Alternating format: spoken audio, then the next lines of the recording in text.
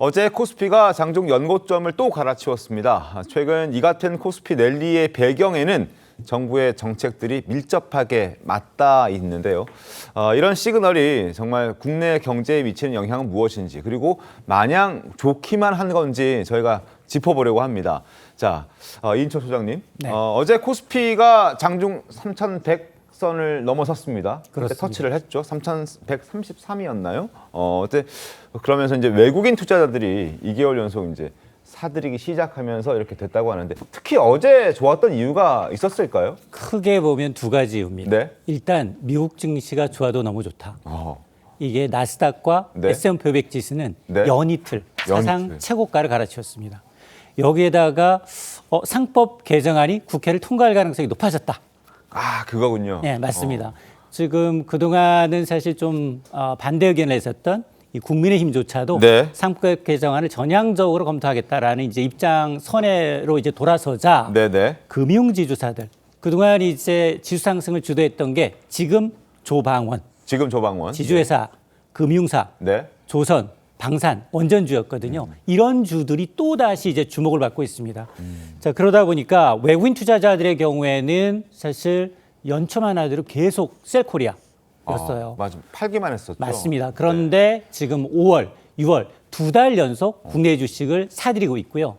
어쨌든 코스피가 2,200~300선에서 3,100선까지 뛸 수 있었던 가장 큰 이유, 외국인이 시작을 하고 네. 뒤늦게 개인 투자자들이 지금 가세하고 있습니다. 아하. 그동안은 미국장으로 가자. 국장 탈출은 나의 순이다. 지능순이다 했던 개인 투자자들이 네. 지금은 미국 주식을 팔고요. 왜냐? 지금 원화 가치가 강세, 달러가 약세를 보이고 있기 때문에 미국 주식에 투자해서 수익을 내도 환전하는 과정에서 한차 그렇죠. 손이 발생합니다. 네. 이런 이유로 지금 개인의 고객 예탁금이 지금 3년 만에 최고치 65조 원을 찍었습니다. 그렇군요. 상법 개정안 통과 분위기 속에서 어제 튀어오른 주가들이 뭔지 또 살펴봐 드려야 될 텐데 어제 지주사들이 좀 많이 올랐습니다. 상법 개정안이 통과가 되면서 지주사가 왜 반등한 것일까? 왜 반등하게 되는 건가요? 아마 이제 지주사 하면 네, 끝에 홀딩스. 그렇죠. 홀딩스라는 이름이 붙어 있어요. 특징이 대부분. 뭐냐? 대주주 일가의 지분율이 워낙 높아요. 그러니까 기업의 의사결정 과정에서 네. 대주주한테 굉장히 유리하게 대주주의 이익을 우선시하는 결정을 해왔어요. 상대적으로 소액 주주한테는 이익이 좀 등한시되는 맞습니다. 경향이 그래서 있었던 거죠. 늘 디스카운트, 저평가돼 있었어요. 자산 가치의 절반 이하로 굉장히 저평가돼 있는데 지금 상법 개정안이 통과된다? 굉장히 자회사가 많잖아요. 네. 그 자회사들이 어차피 개인 주주를 위해서 배당도 확대할 테고 각각 가지고 있는 이제 자사주의 경우는 소각해야 합니다. 소각해야 되고 여기다 배당 성향이 높으면 분리과세까지 추진한다고 하니 이제 재평가 받겠네? 라는 기대감 때문에 이 굉장히 무거운 주식이에요. 상한가 잘 안 갑니다. 네. 이런 주식이 이제 상한가를 가면서 이제 주목을 받고 있는 겁니다. 그렇군요. 어떻게 좀 보셨습니까? 저는 정말 다행스러운 일이고 자본시장 선진화를 위해서 진작에 빨리 됐었어야 된다고 생각을 해요. 네네. 그러니까 과거에 뭐 지난 일 가지고 뭐라고 하는 게 아니라 사실 지난 정부에서 금투세만 이게 폐지가 되면 마치 주식이 막 오를 것처럼 그때 저희 민주당에서도 그런 게 중요한 게 아니다. 네. 사실 주주 환원이라든지 소액 주주의 권리를 보호하는 것들 그리고 뭐 회사가 뭐 커지다가 보면은 사실 또 작은 자회사를 만들어가지고 또 떼어가지고 그러면 또 원래 모회사의 주식은 또 떨어지고 이런 것들을 막아야 된다라고 제가 주장을 했었거든요. 근데 이번에 제가 느낀 게 뭐냐면 역시 정치권이 민심을 이길 수가 없다. 이 국민들이 주가가 오르니까 다 기분이 좋아요 지금 서로 밥 사겠다고 하고 소 사겠다고 하고 그러니까 기분이 좋은데 여기에 관련 만약 국민의힘이 상법 개정안 반대한다 그러면 민심은 또 떠나갈 거예요. 그렇기 때문에 이번에 저는 국민의힘에서 정말 잘한 선택을 하셨다. 네. 모두 가질 수 없다면 하나라도 취할 수 있는 전략이 저는 앞으로도 계속해서 있었으면 좋겠다 이런 생각을 합니다. 실제로 최근 엄청나게 오른 지주사들을 좀 저희가 선별을 좀 해봤습니다. 화면이 준비돼 있는데요. 자, 저희가 보여드리도록 하겠습니다. 얼마나 올랐는지. 파죽지세입니다. 파죽지세. 자, 올 초에 비해서 6개월 동안에 한번 보시죠. 주한화 243% 올랐고, 코오롱 역시 208%, 한진칼 75%, 그리고 HD현대 54%. 엄청나게 오르고 있습니다. 그리고 뭐 효성도 굉장히 많이 오르고요.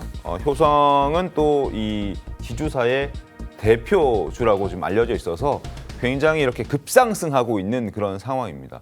근데 이제 아무데나 또 투자해서는 안 되는 거 아니겠습니까? 맞습니다. 지주사 중에서도 잘 골라서 투자를 하셔야 또 수익을 보지 무턱대고 들어갔다가는 또 손실을 볼 수 있는 상황인데 어떤 점을 좀 눈여겨봐야 됩니까? 일단 시장은 네. 선점하고 있다. 기대감을 선반영하고 있다.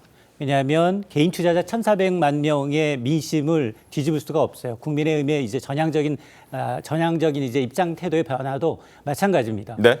지수 3,100 찍었는데 지수 5,000선을 지금 이제 공약으로 내걸었잖아요. 네. 자, 그러다 보니 이제 그러면 상법 개정안을 이미 통과한 것으로 보고 있습니다. 아하. 그러다 보니까 기업들이 꼼수를 펴고 있어요. 어떤 꼼수를 자본이 많은데도 불구하고 유상증자, 신주를 발행해서 돈을 더 유보금을 좀 쌓아놓는다든가 기존에 갖고 있던 이제 이런 주식을 이제 먼저 이제 담보로 대출을 받는다든가 네. 꼼수 현상이 좀 나타나고 있거든요. 그러다 보니까 법 통과 이후에 오히려 차익 매물이 나올 수도 있습니다. 왜냐? 지주사를 받는데 지주사는 자회사가 많아서 그 자회사들이 배당 수익이 더 늘어날 것이다라는 기대감인데 오히려 쪼개기, 분리, 네. 매각 이런 이제 기업들의 경우에는 아마 법 통과한 이후에 오히려 차익 실현 매물이 나올 수 있기 때문에 주의하셔야 합니다.